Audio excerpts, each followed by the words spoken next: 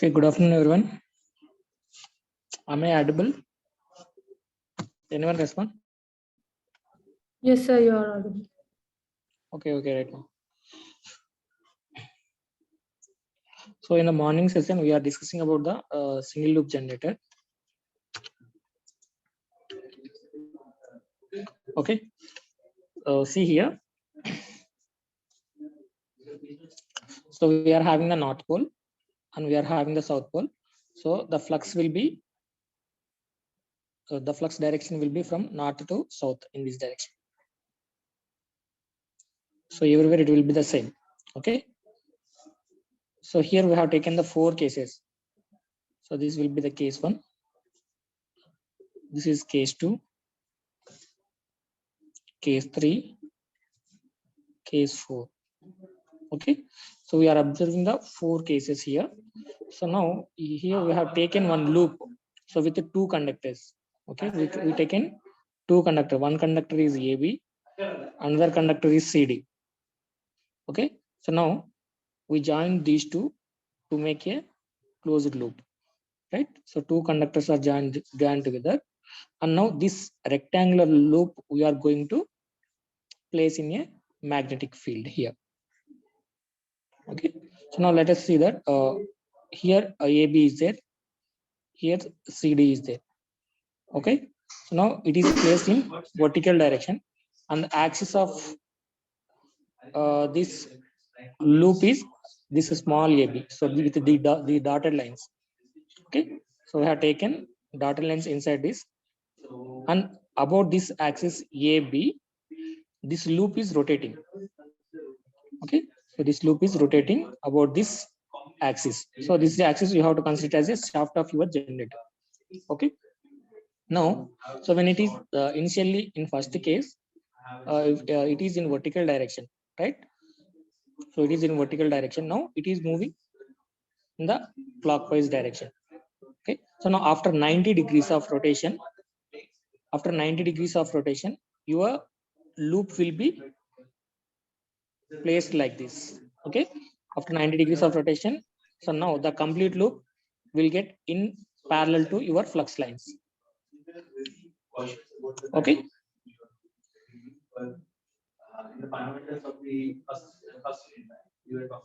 So here in the first case, your conductors are in vertical position, right? So that means this loop is in vertical position when it is moving towards the horizontal position. So that means in the second case, so you see here after 90 degrees of rotation, your conductor AB is here, your conductor CD is here. Okay. So now after another 90 degrees rotation, again your loop will be in vertical direction, but the conductor placement is reversed. If you observe these two, so here in the first case, AB is there in upside and CD is below. So but here after 180 rotation, AB is downside and CD is upper side. Okay. So still if you rotate 90 more degrees, then here you will get AB and here CD. So that means in opposite direction to the second case. Okay. So that means, so when your conductors are in vertical position, so maximum amount of flux will be linked with the conductors, and when the loop is in horizontal position to your loop, your magnetic flux, then there will be no EMF will be induced in here. Okay. See here. Initially at 0 degrees, then after 90 degrees rotation, after 180, then 210. Great. 70, sir. We'll write here.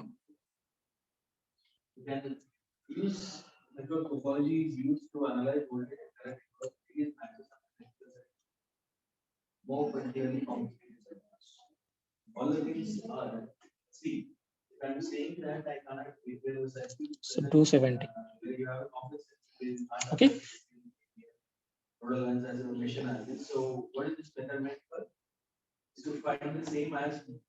So now here, initially, so if it is suppose if it is in this position, so then there will be no EMF will be induced in the conductors. Okay.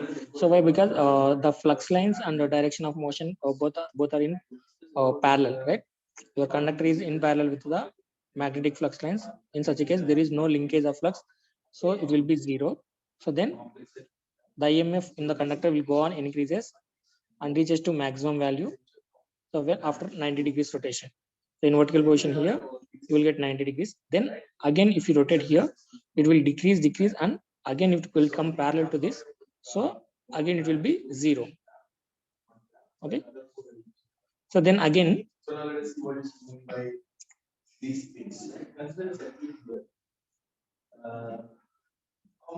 then again after 180 to 270 degrees, so it will be the current will increase in the reverse direction, and it reaches maximum value at 270 degrees. Then after 270 degrees, still if you rotate, it will decreases, and again at a 360 degrees at its initial position, it will come back to 0 degrees. Okay. So like this, the voltage is induced in the conductor. Okay. When you place a closed loop inside here, magnetic flux in each conductor, the current will be positive for 180 degrees and negative for other 180 degrees. Okay. So this is the EMF induced in the conductors, right? So which is of AC type.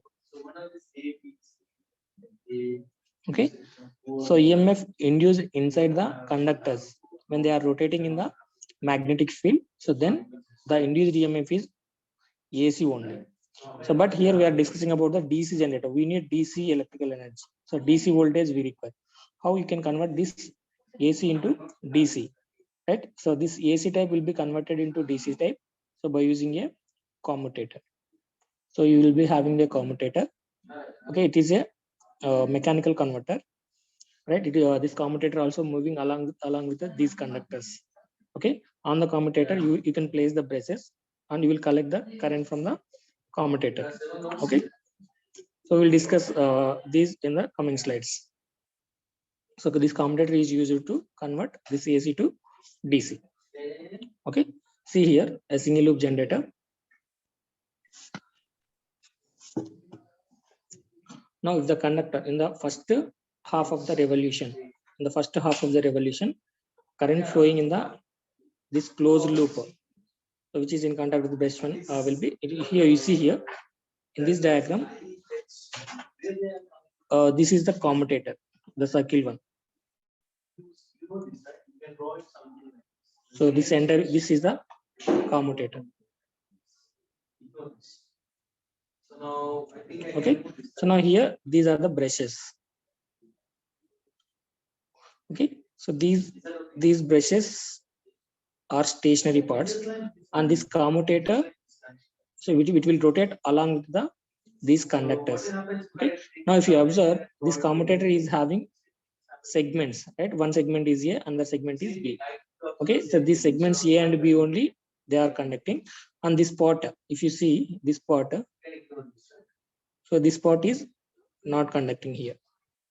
Okay, so now while this loop is rotating, suppose if you see the first figure in the first half of the revolution, your commutator segment A is connected with the connected this side, positive side, and commutator B is connected with this side. Okay, so you are getting a first waveform like here across the loop. So then if you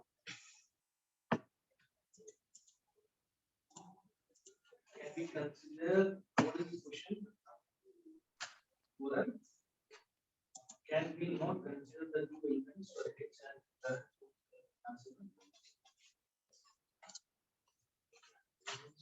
answer? Yeah, these. Yeah, but they are not in series. So initially the direction of current is in this side. Here it is in this side. Okay. So here actually you have the north and south poles. Okay. So here are the same. North and south poles will be there.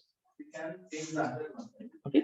So now conductor in the first half cycle, conductor AB is under north pole and the conductor CD is under south pole. So the direction of current and here is downside, and under south pole it is upside. Okay. So you see here this one. So this is not there. Your loop will be like this. Okay. So this is the loop. Now the current through the load, if you observe, so this is flowing like this.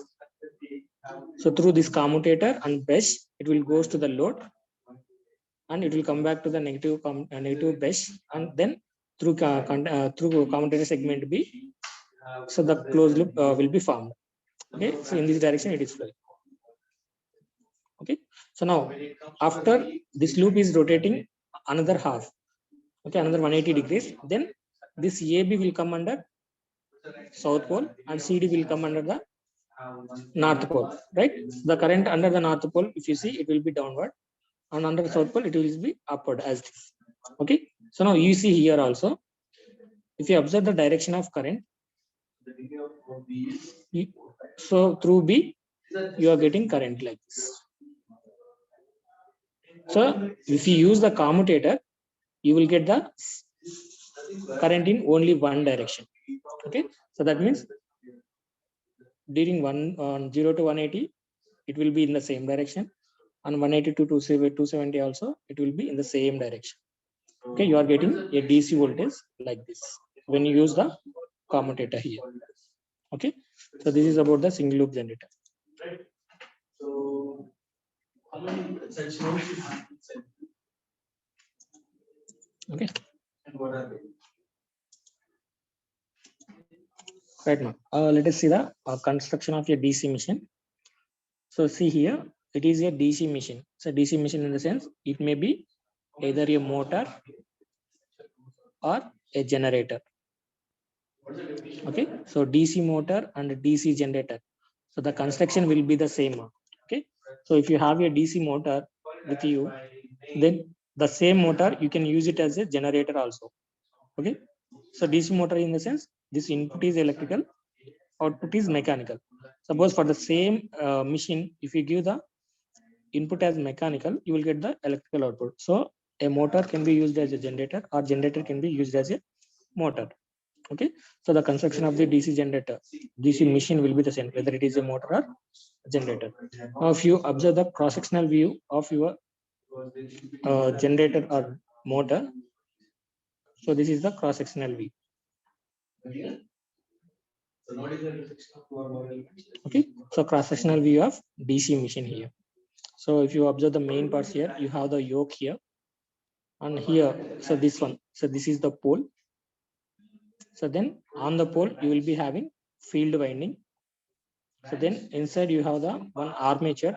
On the armature, so you'll be having the armature conductors or armature winding will be there. So then you have the commutator. So this commutator is represented with will be having the commutator segments. So those are represented like this. Okay, so commutator you are having.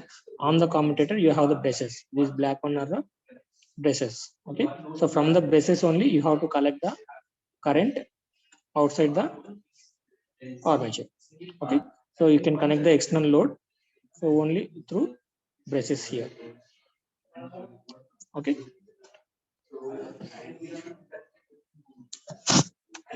so now here this is a DC machine in which you are having the 4 poles. Okay, so if it may be north pole, south pole, north pole, south pole, like that. Okay. See here. So the DC machine will be looking like this. So in the previous slide, we have taken the cross-sectional view. So this is the side view. Okay. So here again, the parts of a DC machine is represented on the on this view. Okay. So here are the poles. As I said before, for in a DC generator,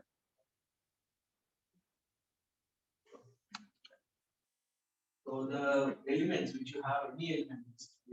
so in a DC generator, to get the voltage or EMF, so EMF will be induced only when you have a conductor and you have the flux, and between these two you must have the relative motion. Okay, these are the requirements. Okay, so for the generator, for getting the EMF to be induced, you must have the conductor or coil, and you must have the magnetic flux, and there must be some relative motion between the conductor and magnetic flux. Okay, so in DC generator, you are going to rotate the conductors, you are going to fix this magnetic flux. Okay, how you can produce this magnetic flux? How you can produce this magnetic flux? The magnetic flux will be produced either by using permanent magnets. Okay, you know the permanent magnets, or you can use the electromagnets. Okay, so either you can use the permanent magnets or you can use the electromagnets. Okay, so what do you mean by this electromagnet? You already know about the permanent magnet, right? So what about the electromagnets, right? How you can make the electromagnet, right? Now for that purpose, you take one ferromagnetic material, right? So now let us this is a steel, let us take. Okay, so steel core, right? Now on which you are going to wound the wires like this. Okay, so now if you pass the some current through this, then this bar will act as a magnet. Okay, so this bar will act as a magnet. Now it is called the electromagnet. Why? Because through by supplying the electrical energy to this, we are going to make this as a magnet. Okay, so now for this magnet, how you can identify the north pole and south pole, right? So now if you see the direction of current here, it is going on the top of your magnetic bar, right? So in another way, you can represent like this also. So inside it will go and it will come from in this way. You can wound the wire like this. Okay, so now your current is going below this magnetic bar. Okay, so now if you hold this same, suppose let us assume that you are holding this magnetic bar with your right hand, such that your curled fingers represents the direction of current. So then your thumb will represent the north pole. Okay, if you see here, if you hold this with your right hand, you hold this with your right hand. Now it is below, your curled fingers will be going below the bar, and your thumb, if you see, your thumb will be pointing this side. So this will be the north pole and this will be the south pole. Now if you hold the same same bar with the right hand, now for this case your thumb will be pointing towards this. So this will be the north, this will be the south. Okay, so like that you can get the either north poles and south poles here. Okay, so depending upon this. So see here in this diagram. Okay, so now here if you observe, so this wire where you are supplying current, It should not get repeated, right? It should not. So if you see here, let us assume that current is coming like this through this wire.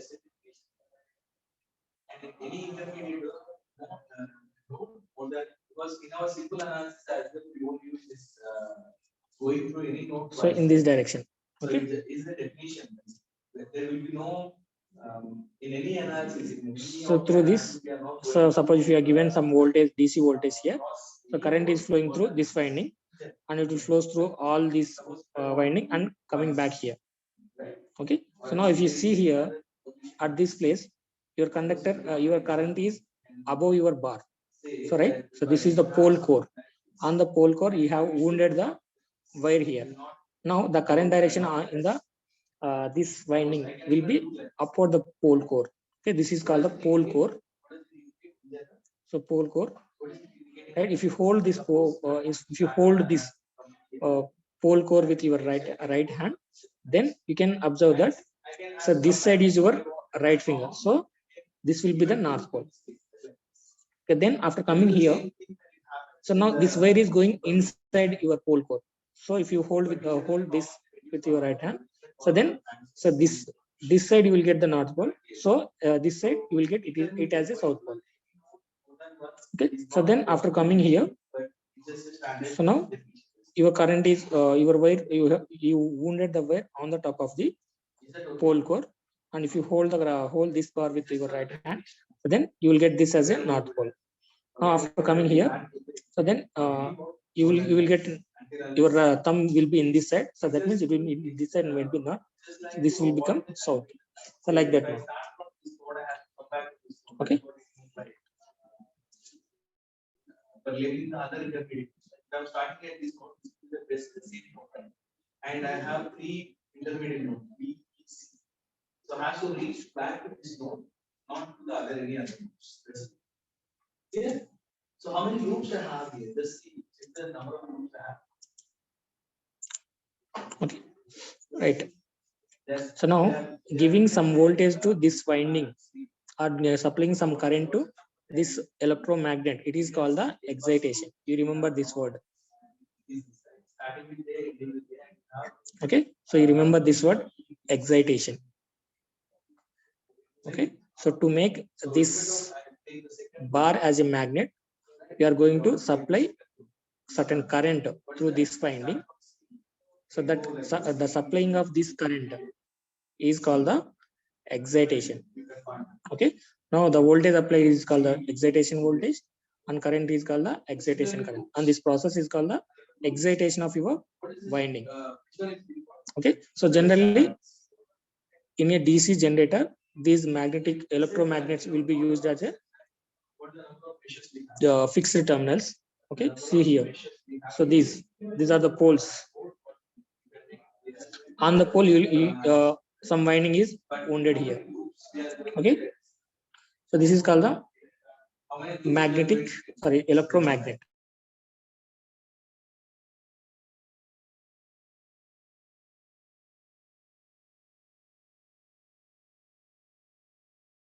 DC machine. So the first one is the yoke here. Okay. So this body of the your DC generator, you can call it as the yoke. Okay. So right. So yoke or body of your machine or DC machine. So the outer frame of your DC machine, you can call it as a yoke. And this core yoke is made up of cast iron or steel. Okay. So this yoke will provide the mechanical strength to the whole assembly of the DC machine, and it carries the magnetic flux also, so which is produced by the field winding. Okay. So the field winding is nothing but the winding which is wounded on this pole course. Okay. Now this winding which is wound on the pole course, so this winding is called the field winding. Okay, already we represented here. Okay, this winding is called the field winding, or you can also call it as excitation winding.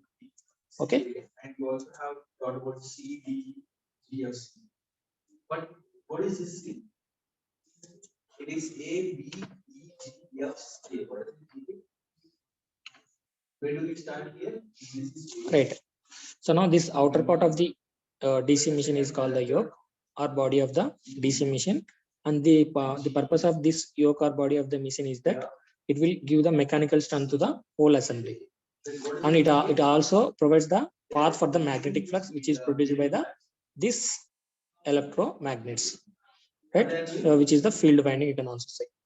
Okay, so then you have the poles and pole shoes.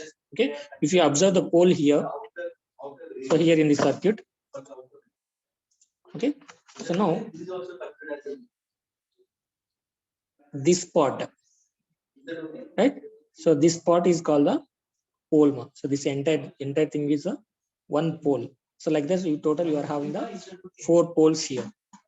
Okay, so now up to this, the horizontal up to this, you can call it as this as a pole core. Now here after this, you are having one curvature here like this. If you observe the each pole, you are having the curvature like this. Okay, so now this is called the pole shoe. Okay, so then what is the purpose of these poles and pole shoes here? Okay, see here in this diagram also they are represented. Okay, so this one is called the pole shoe and this one is called the pole core. Okay, on the pole core only we generally wound the field winding. Okay, to make this as a magnetic pole, you have to supply some current to this winding only. Okay, these are called the electromagnets, right?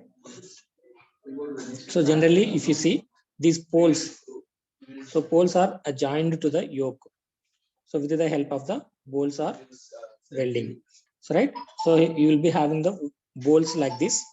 With these bolts, you are going to attach these poles with the yoke. Okay, in this diagram also we are represented.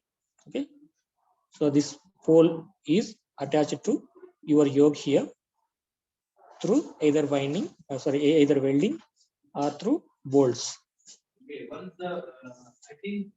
Okay, so generally what is the purpose of these poles? So these poles will carry the field winding. Okay, so you see here in this picture, so this pole is carrying the field winding and pole shoes are fastened them. Okay, so this pole shoe, the purpose of this pole shoe is that the magnetic flux produced by this field winding will be uniformly distributed across the armature. Okay, so the pole shoe purpose, if you see, so they will act as a support for the magnetic field, right? This pole shoe will act as a support for the this magnetic field winding. Also it will spread the flux in the air gap uniformly. Okay, so the purpose of this curvature is that it will it will spread the flux uniformly through the air gap.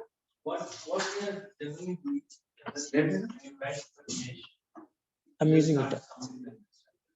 Lab.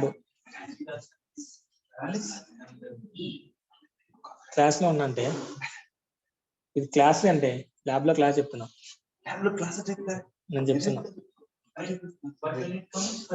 Right మా the next part of the DC machine is the field winding. You already know that this field winding will be wound on the pole core.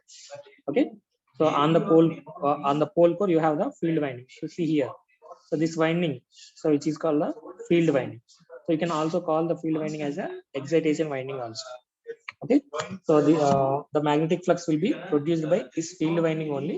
So whenever it is possible, whenever it passes some current. Okay, so generally this field winding is made up of copper. So copper material is used for these field windings, and they are placed on the pole and are connected in series. Okay, so if you see here each pole, so each pole is having the some part of the field winding. Okay, and all the field windings in all pole cores, if you observe, those are connected in series. Okay, so the field coils are placed on the each pole and are connected in series. Okay, so they are wound in such a way that when energized, right, when energized in the sense when you supply the some electrical energy to or some voltage to this winding, so they form the alternate north and south poles here. So that means, so this, if it is north pole, this will become the south pole, and this will become the north pole, and this will become the south pole, like that. Just give a hint. Okay.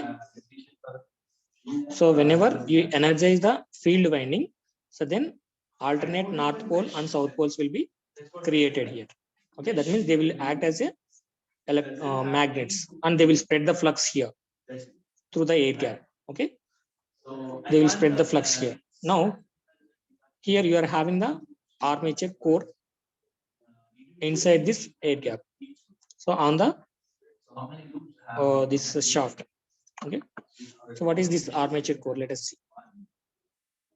Okay, armature core. So this armature core is also called as the rotor of a DC machine. Rotor of a DC machine and armature core both are the same in case of a DC machine. And this armature core will be in cylindrical shape. Right? It will be in cylindrical shape, and it will be having some slots on the periphery of your armature. Okay, so see here. So this is the total armature. Okay, so and this armature will be having the laminations. Okay, one lamination is shown here in this picture. Okay, such a type of laminations are connected in series, so that it will be forming a cylindrical armature like this. Okay, so the purpose of this lamination is to reduce the eddy current. We will discuss what are the different types of losses in this emission. In such a case, we'll get this.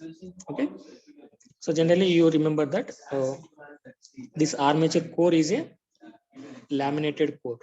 So laminated core in the sense we are not going to use the solid core. So we will be having laminations, and those laminations were staggered together to form this cylindrical shape armature core. And this material, if you observe, so the material to make this armature core is the steel only. Okay, generally steel material only we can use the use for the manufacturing of this armature core.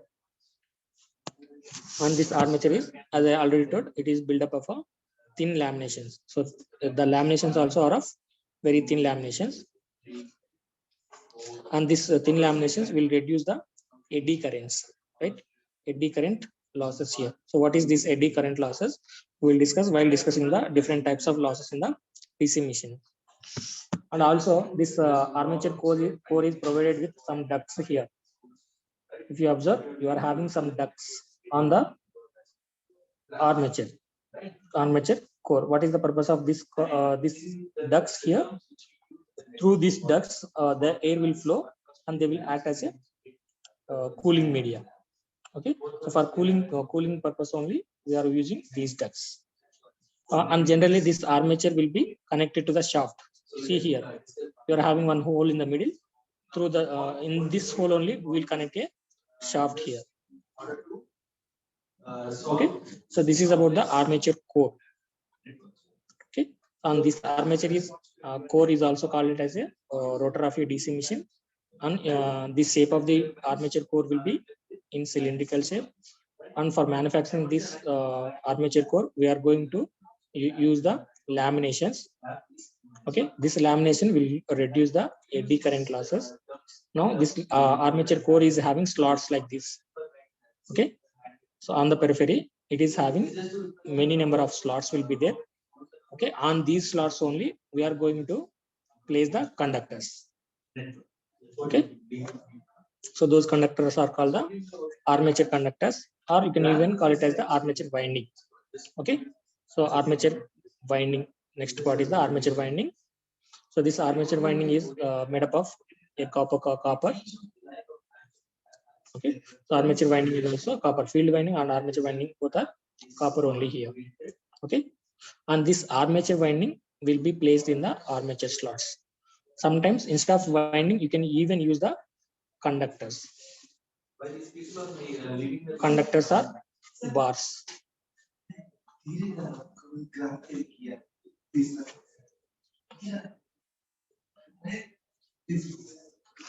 Class lo istamu. Okay, ma. So the armature conductors, if you observe, these armature conductors are placed on these slots. Okay, each bar is placed in these slots only. Now,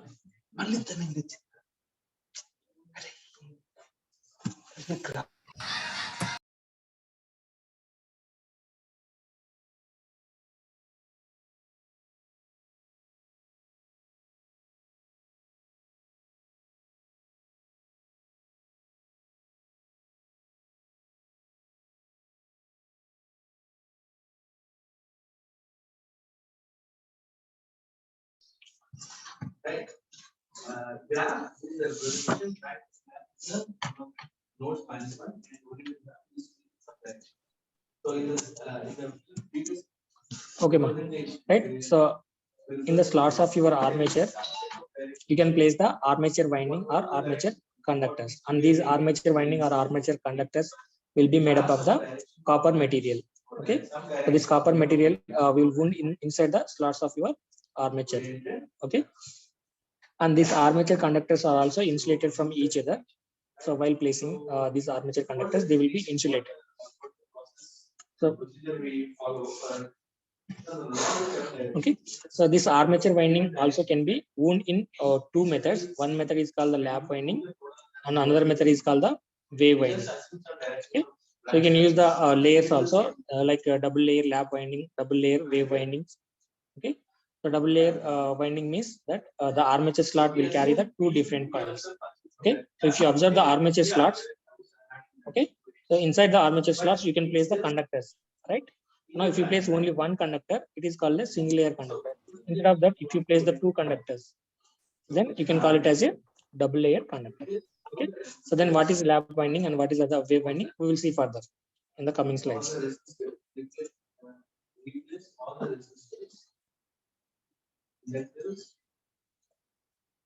And capacitors by lines.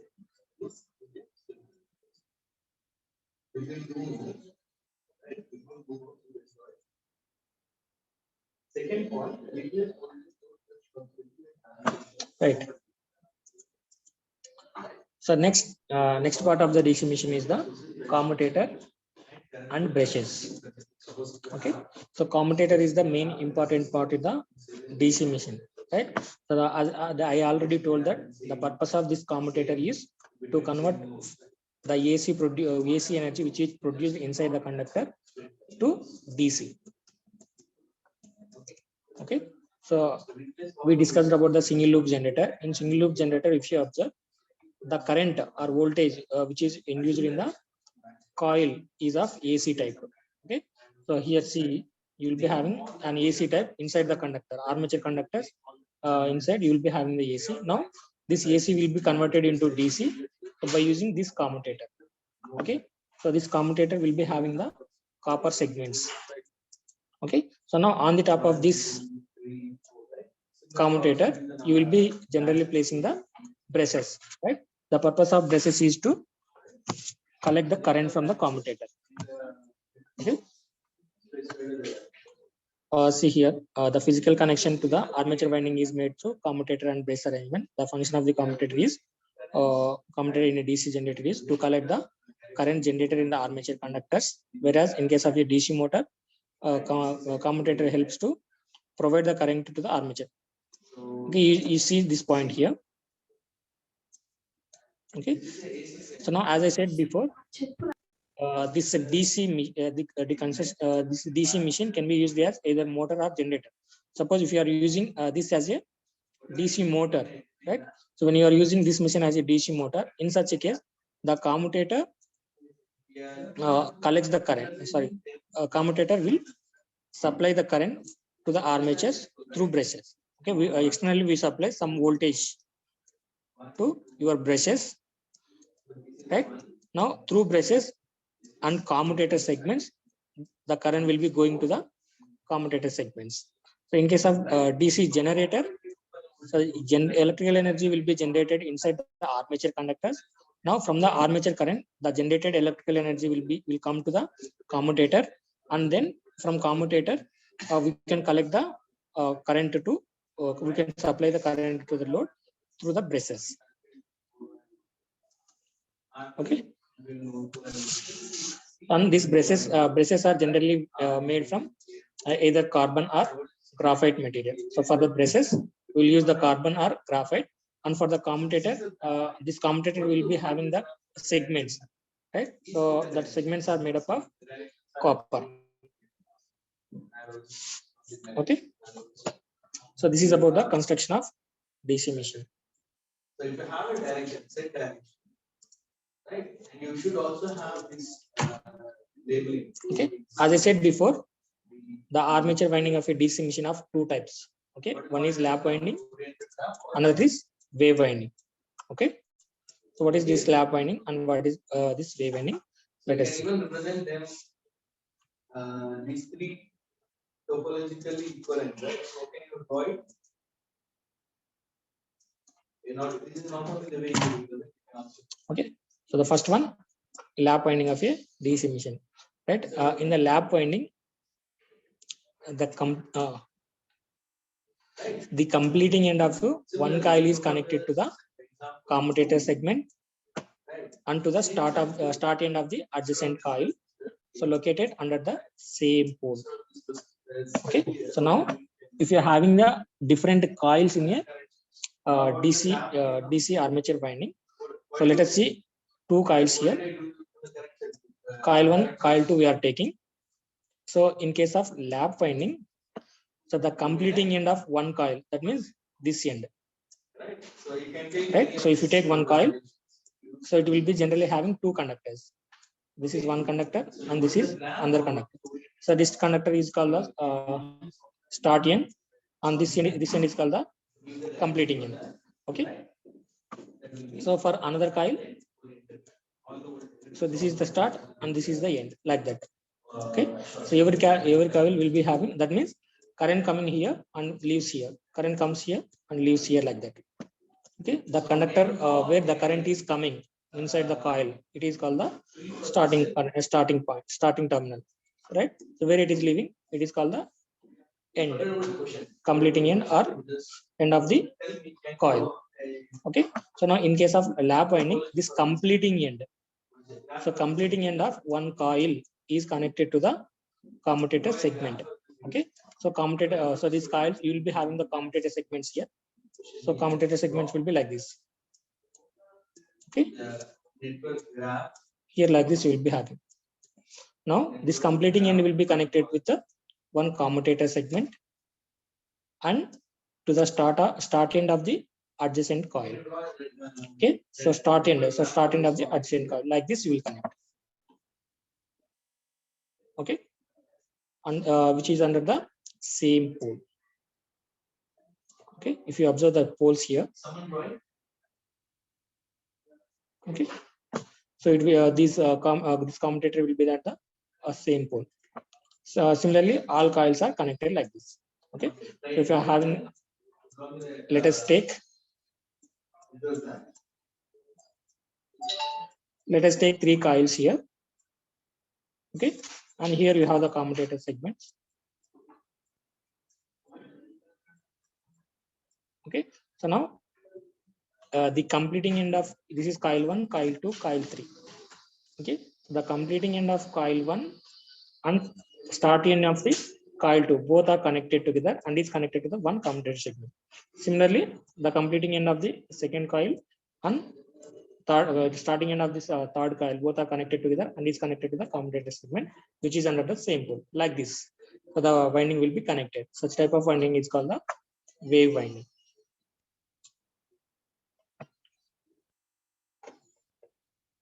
So now this sorry, not wave winding, this is the lap winding. Sorry. So this is the lap winding. Okay. So in lap winding, successive coils will overlap each other. Okay. If you see here this in this figure, so this coil and this coil, if you see, these two coils will overlap. So because of this reason, this winding is called a lap winding, as they are overlapping each other. So then,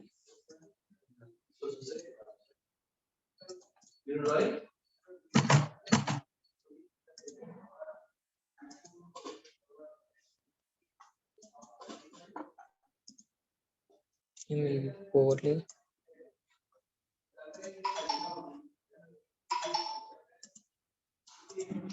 Right.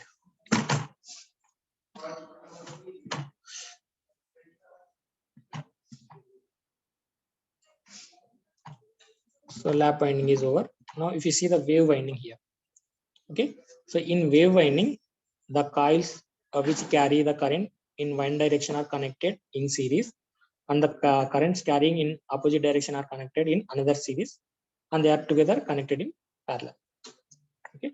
So if you see here, you may be having the poles, right? North poles and south pole. When the conductor is under one pole, it will be the direction of current will be in one direction. It is another pole, it will the direction will be in another direction, right? So now in the winding, you have to observe that in each coil, the direction of current is current how it was. Okay. So now depending upon if the same current is flowing the two conductors, then you have to connect them in series. So let's see here in the wave winding, the coils which are carrying the current in one direction are connected in one series circuit, and the carrying current in the opposite direction are connected in another series circuit. Okay, so now these two are connected in parallel here. Okay, so after passing one round of the armature, the winding falls in a slot to the left side of the starting point. So then it is called the retrogressive lap wave winding. So suppose if it fails to if it fails one slot to the right, okay, then it is called the progressive winding.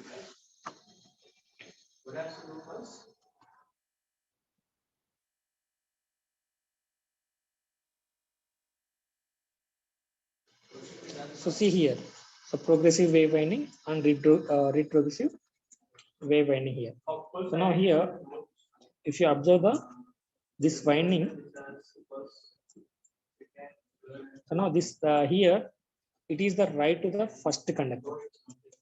So first conductor in the sense this conductor. Okay.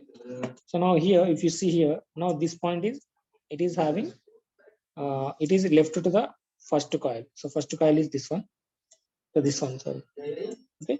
So for this coil, it is to the left. So like that, if you are having, if it is having a right side, the winding, my winding may be a progressive winding, and if it is for the right side, sorry, left side, it is a retrogressive winding. Okay. So generally in wave winding, if you observe, the end of the coil 1 and the starting of the coil 2, so these are connected together, and these two are under the different poles. Okay. So in wave winding, the starting end and both are in the same pole. Yeah. So you can. Okay. So in lap winding, how we are connected?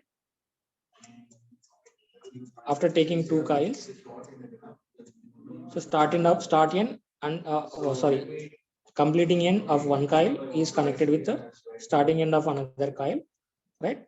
And those two are on the same pole.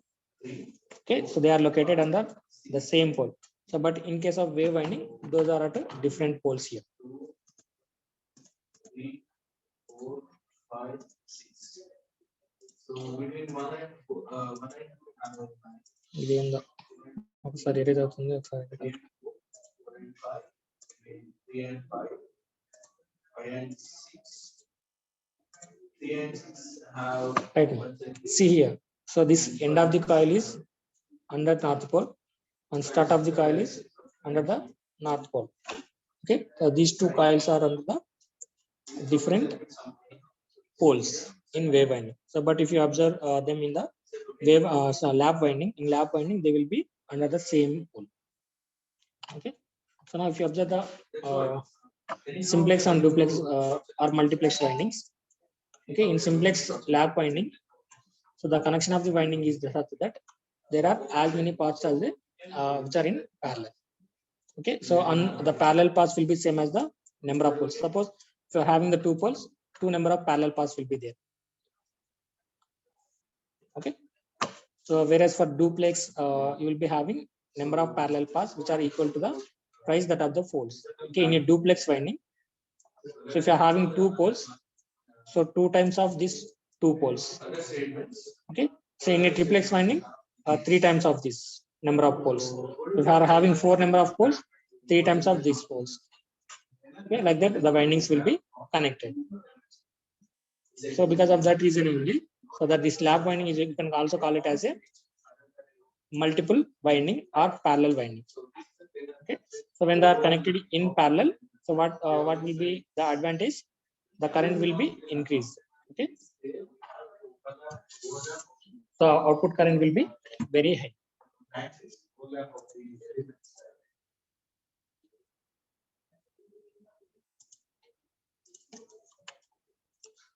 Now, some important notes for the lap winding is that if you observe the number of parallel paths in lap winding, so this value will be equal to m into p. So m is called the multiplicity and p is called the number of poles.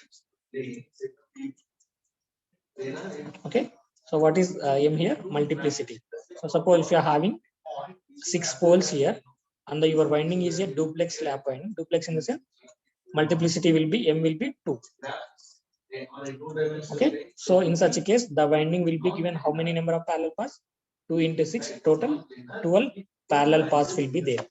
That means your winding will be having 12 parallel paths like this. Like this, 12 parallel paths will be there. Okay, so now if your current from the armature is IA, total current is IA. Now this total armature current will be divided across these paths. So that means if you are having m number of p number of paths, current will be IA by p. So in each path, the current will be equally divided. Okay, so the total number of poles are equal to the total number of brushes here in the lap winding. If how many number of poles are there, so those many number of brushes you have to take in the lap winding. Okay, and IA is the total armature current. In such a case, the current in each parallel path will be IA by P. And this lap winding will be used for low voltages and high current machine. So why? Because here the windings are in parallel. So in parallel circuit, current will be more and voltage will be less. So this type of winding will be used for low voltage and high current DC machines. Okay, so now if you observe the notes for wave winding. Okay, so in wave winding, so you will be generally having only 2m parallel paths. Okay, so m here is the multiplicity factor. Okay, so it doesn't depend upon the number of poles here.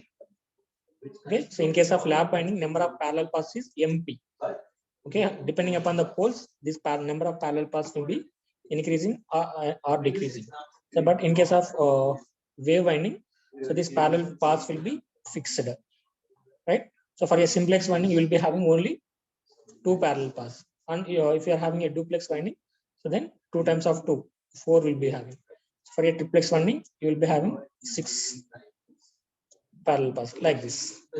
Okay, and the number of brushes required here will be only 2, irrespective of the number of poles. But in case of lap winding, so number of brushes will be equal to the number of poles. Okay, and if IA is the total current flowing in the armature, right? As I already told, here you will be having only 2 parallel paths for a simple wave winding, right? So now if IA is your total armature current, so this will be divided between these two only. So IA by 2 here, IA by 2 here. So current in each path will be IA by 2 always. Why? Because there will be only 2 paths are there for a simplex winding. Okay. And also, since the wave winding is a series winding, so generally it is used for the high voltage and for low current machine. Okay, so lap winding is used for high current or low voltage. So in such a case, you can use the lap winding. For wave winding, you will be having high voltage high and current will be low.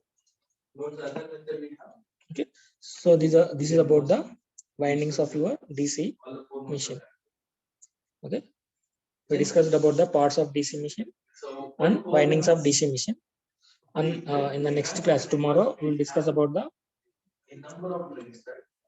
See, types of DC generators, and what is the EMF equation, and what are the losses, and how we can calculate the efficiency.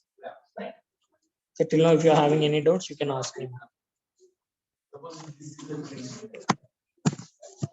This is the graph here. Okay, please, numerous, we can use numerous.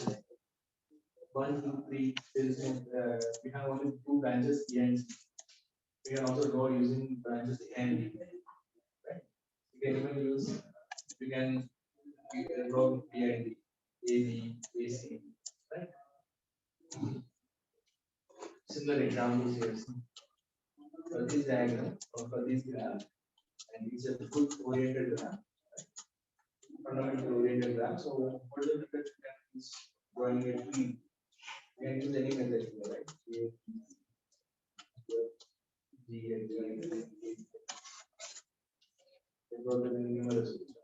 Without form. What is the condition now? It should consist all the nodes. You should not have any closed path.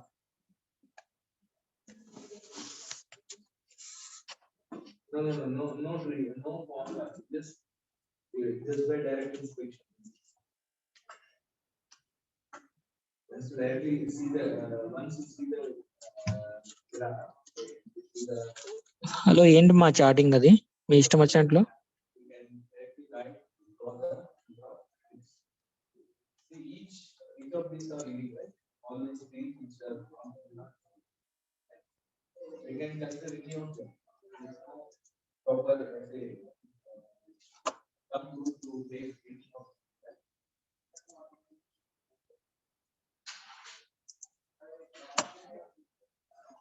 This is about three types. Twigs. So what do we twigs means? A connected circuit having almost and branches of the tree or politics. Now,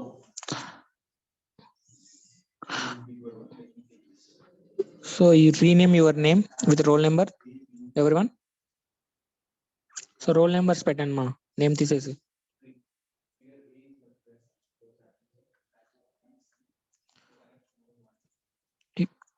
so role numbers లేకపోతే ఇంకా నేను వాళ్ళని remove చేసేస్తాను.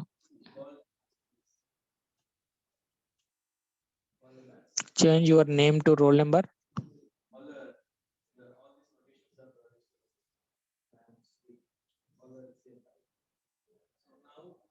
Do it fast, so you will also not get the attendance.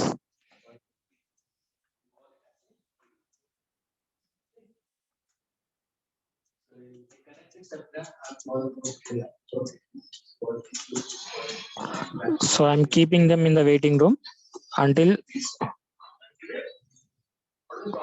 they change their name to roll number.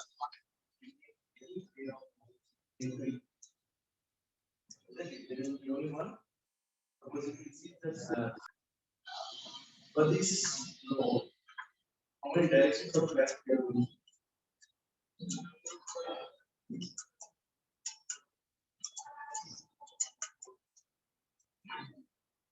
given any pair of nodes, how many directions of current we are going to have? Pair of nodes. This is this was pair of. Suppose if I say this is what it is say. Okay, right now. Have between pair of nodes. So let us see now the laboratory experiment in Matlab.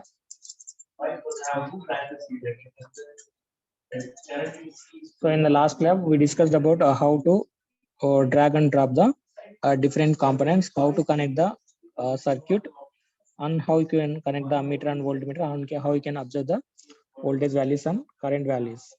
Okay, so let us now see the nodal analysis or mesh analysis by using Matlab. Okay, so you open the Matlab.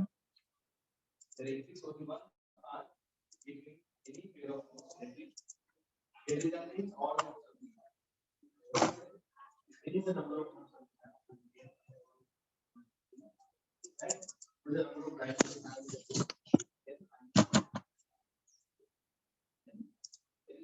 have any nodes, number of branches. Okay. So let us see the Matlab. See, what is the common thing between all these trees? You can see 3 branches in all. So once go to the search box. They have a number of So then type Matlab and click on this Matlab app and it will open like this. So wait for some time. So then you will get one window. Have 3 nodes. In 3 you have only 2 branches, 2 peaks. Minus 3 does not contain any loops. That's what the basic condition is. You know, loops. So every graph, every connected graph is one. Every connected graph. Update అవుతుందా సంది? One. చేసిరా? And the minimum internal nodes. Minimum internal nodes are 2. What is the internal nodes? Right. So after getting this Matlab window, you go to the Simulink. Okay, here you have the Simulink.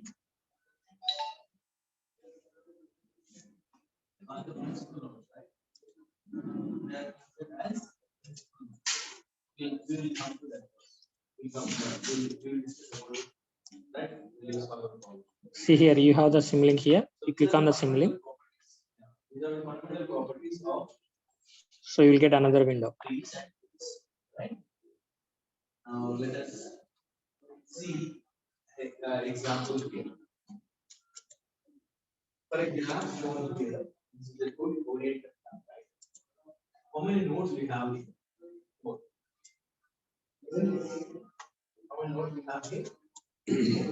The branches is here. I use that it's here for pointer.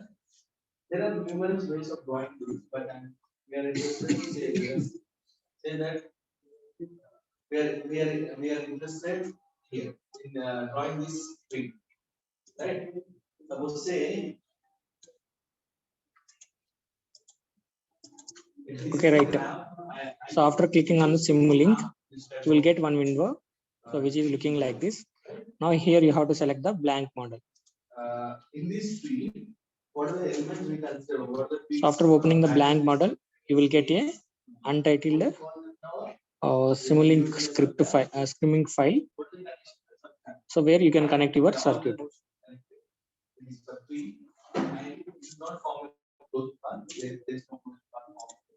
And what are the elements that are, or what are the branches that are involved in drawing some type of tree? We call them as trees. So A, B, C, or A, C, E, or called as trees. Now, this doesn't complete the graph. So what should be done now is, since if I use a solid line here, it forms a closed loop. So what should we do is, we use some links, right? We use some links, some branches as links, like shown here, B, F. So what do you call them as? So here, see here, Untitled Simulink. So this is the working space where you need to connect your circuit. Okay.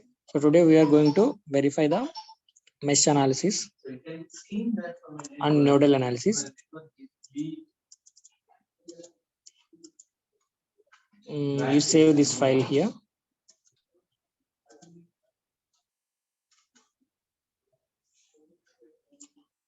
Save with some name here. So mesh I'm saving. The delay is because of your friends who want to join the platform.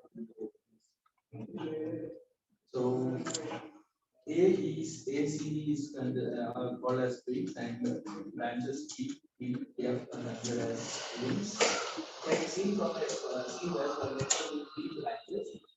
and N nodes, the number of beats were selected is -1, and the number of beats with respect to this tree is B minus N plus 1. Okay, right. So then you go to the Simulink library. So here you have the library. You click on the Simulink library.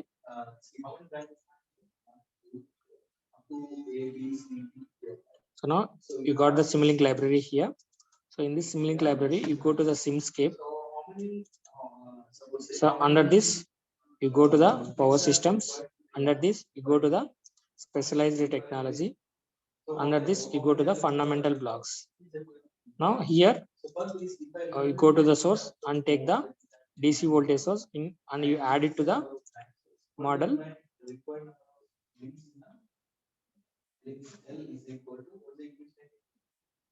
So you got the DC voltage source here in your model.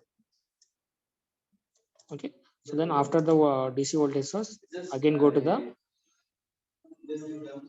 Simulink library and go to the elements and take the RLC series branch and add it to your model. So then you will get this. Now you double click on this and select only the resistance, and you can even select the value of resistance also. Okay. So this value of resistance may be 220. Okay, like this, you can take the number of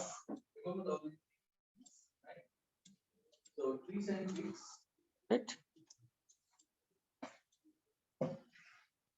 So number of resistances you can take, and you can connect one circuit like this. Yeah, Hemant, are you there? So to rotate this, Control R you have to use, You join the meeting. and you connect this here. You rotate this and you connect here, and you connect this and this with this,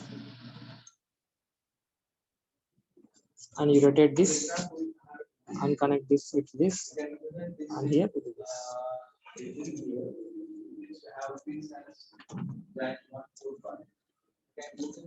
Right. So this is your circuit. Right. As I already told before, to execute this, you must have the power give block. Right. This power give block always you have to use inside the this model. Okay. So this model power give block, you keep it aside just. Okay. Identify trees. Now in mesh analysis, So what are the things you can know? Have four nodes. Definitely you can trees or three branches or three elements or trees to write that without forming it. So these are the 7 ways or 8 ways you can get that. You can take them as tree. Right? Is this okay? Put tree and grass. Trees.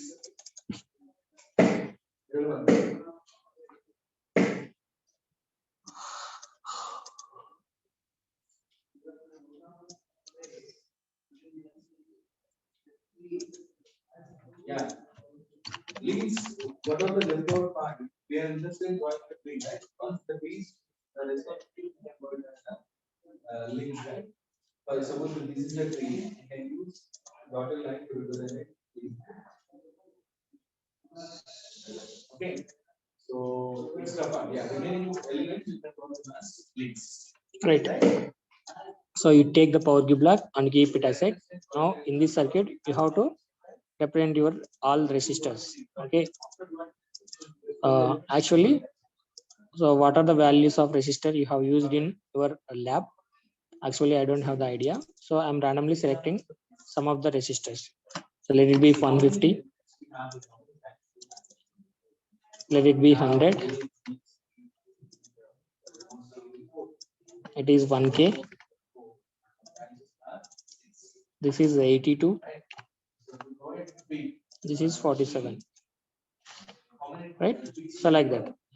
Now, so in mesh analysis, what is our purpose? You need to find out the loop currents.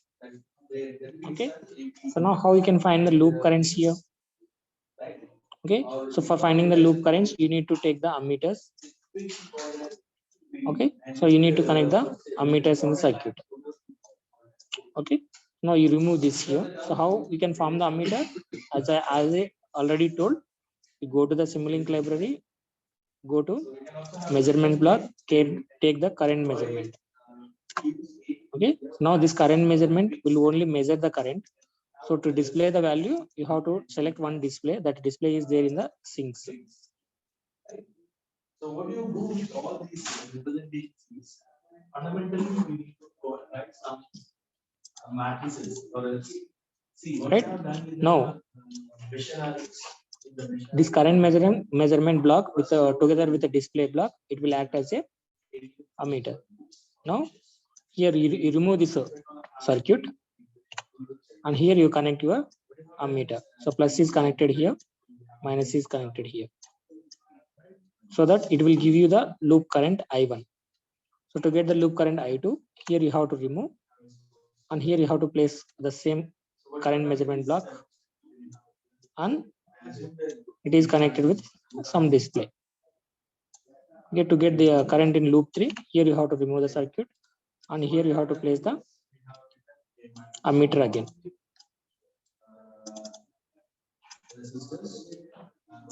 So current measurement block and display is connected like this.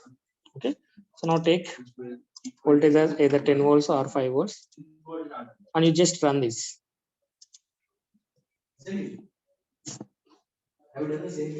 Okay, so then you will get the values of all loop currents. Okay, the loop currents will be displayed here.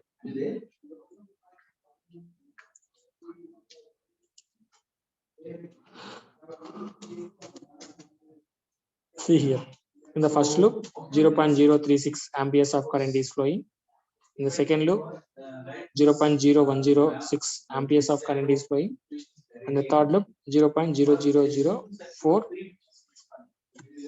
amperes of current. Okay, this current is in amperes, not in milliamps. Okay, if you want to convert this into milliamps, you have to multiply this with 1000. This is simple, verifying the mesh analysis in Matlab.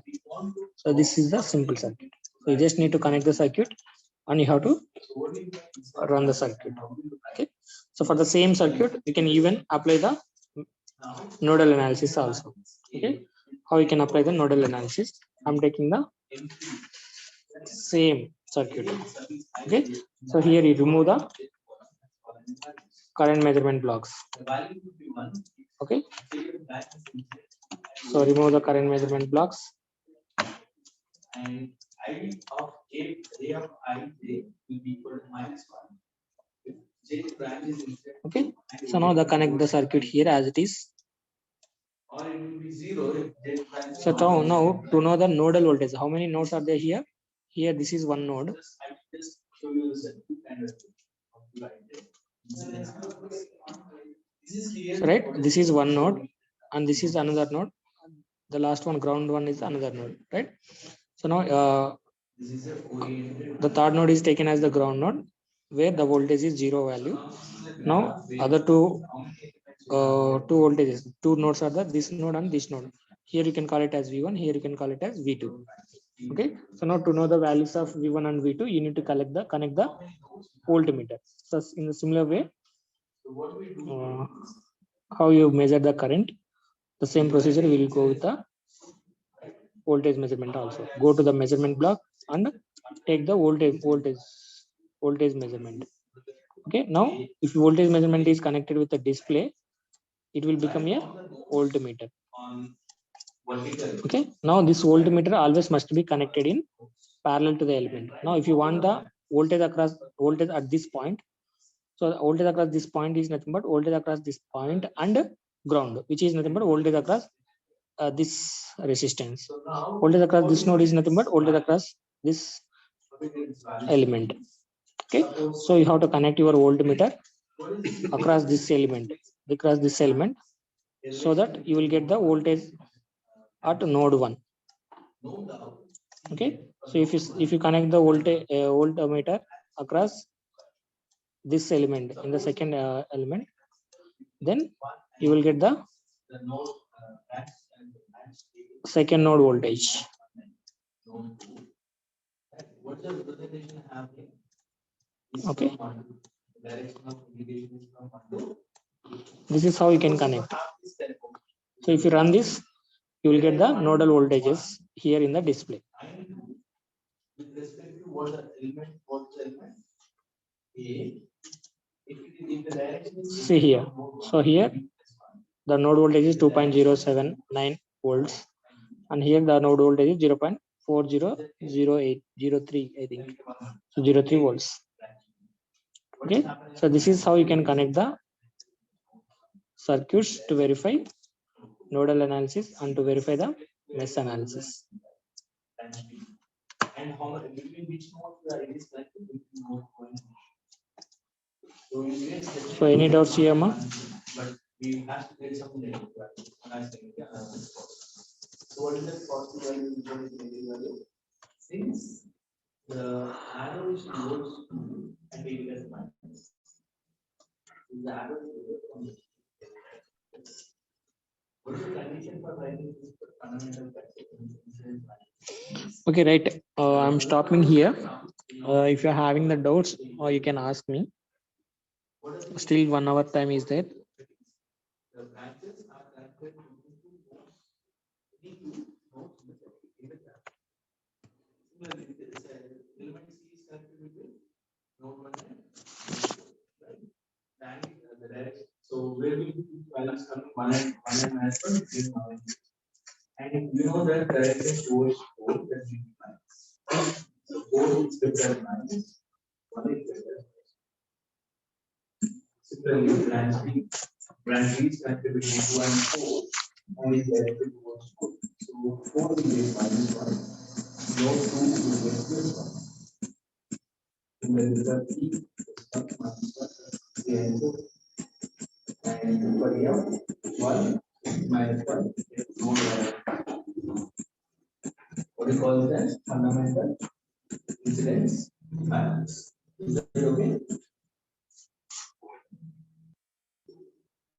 Is that okay?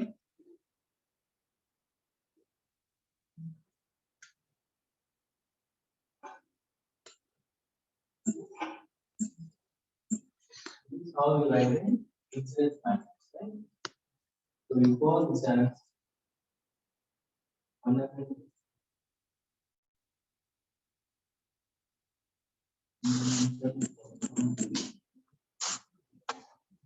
complete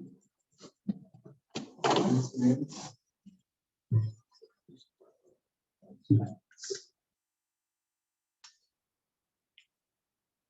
Okay. So the properties of incidence matrix are that. So when you get this incidence matrix, then this is fundamental incidence matrix. But when you get an incidence matrix, you get incidence matrix is represented with A. Incidence matrix is represented with fundamental incidence matrix. Fundamental incidence matrix of complete incidence matrix is represented with A.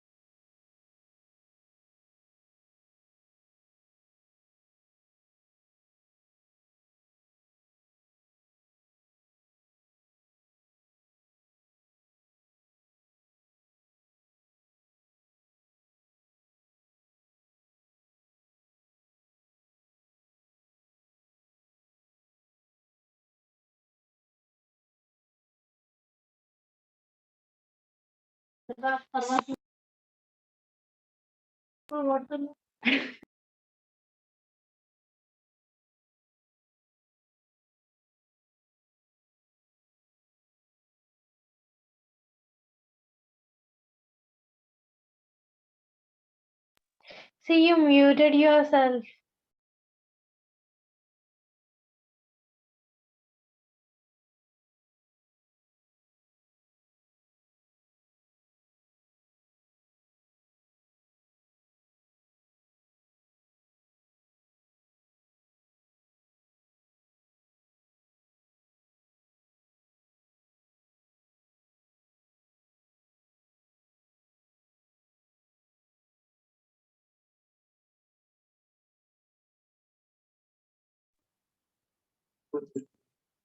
One row is A.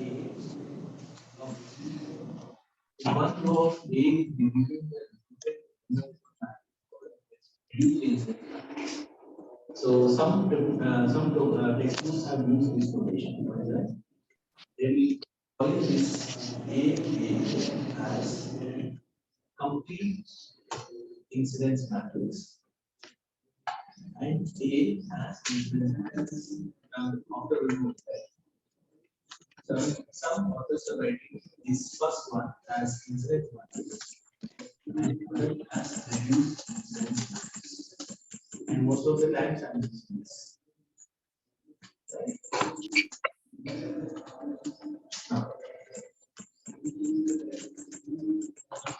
This is one more example for this incidence matrix. This is a planar network for a non-planar. Example given here. This is a planar network for non-planar. How do you jump to the solution?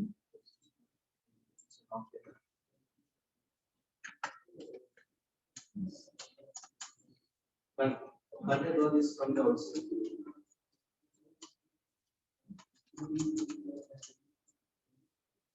So what over here?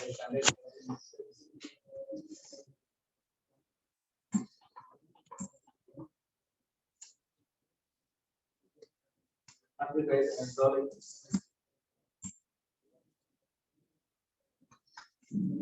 stop going to this. Or I can remove this from what happens to the drawing. It is a possible design.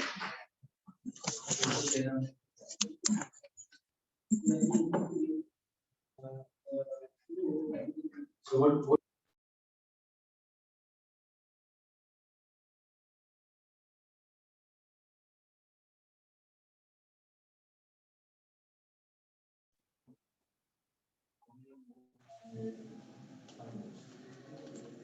how many times we have to set up?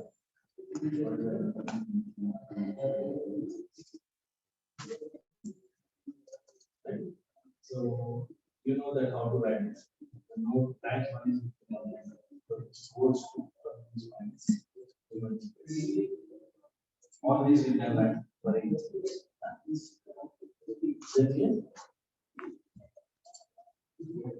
So how do you write for each?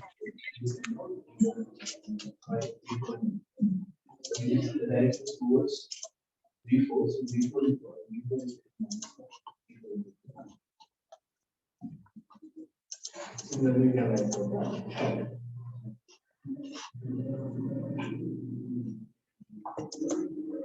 Now this is the reverse of that. Draw the graph transform. Give it that. You write that you let us see the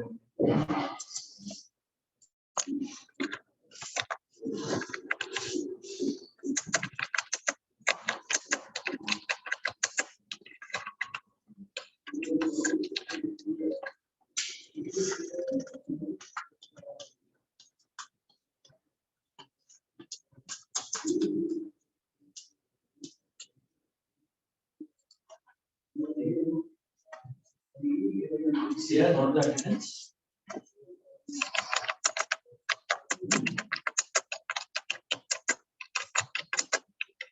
You have the awareness for the session, but not class for last class.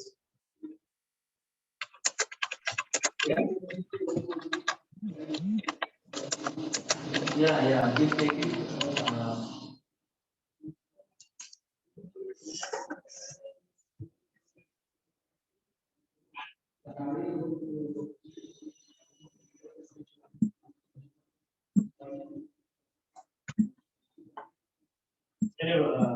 Meanwhile, you try to cover.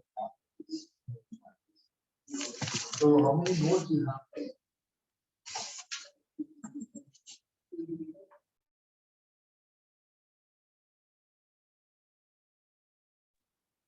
Yeah, 5 nodes, right? So, the number of rows here you have is 5. Like it as like A, B, and how many branches you have?